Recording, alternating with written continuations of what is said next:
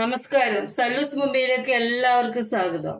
ഇതിനെ ഉണ്ടാക്കാൻ പോകുന്നത് ചെസ്വാൻ ചട്നിയാണ്.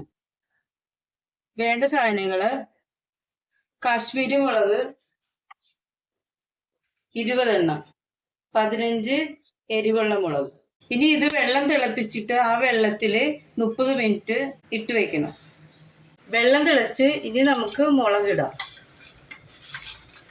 ഇത് നമുക്ക് അരമണിക്കൂർ, ഇത് ഓഫ് ചെയ്തിട്ട് അരമണിക്കൂർ കുതിരാൻ വയ്ക്കാം.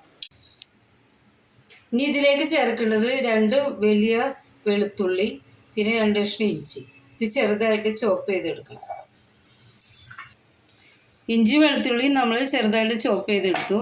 പിന്നെ ആ മുളക് അരച്ചെടുത്തു.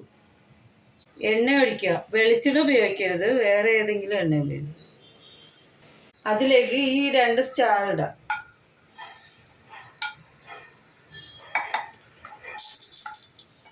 ചോപ്പ് ചെയ്തത് ഇടാം. ഇത്ര മൂത്താൽ മതി. ഇനി നമുക്ക് മുളക് അരച്ചതിടാം.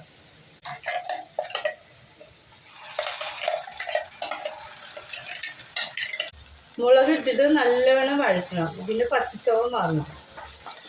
ഇത് നല്ലവണ്ണം മൂത്തേ. ഇനി നമുക്ക് ഇതിനകത്തോട്ട് കുറച്ച് വെള്ളം ഒഴിക്കാം.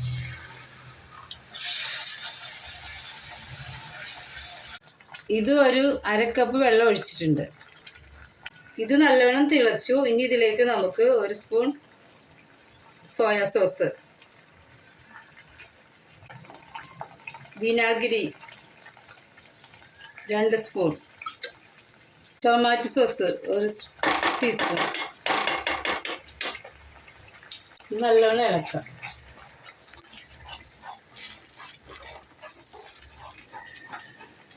അതിലേക്ക് ആവശ്യത്തിന് ഉപ്പിടാം.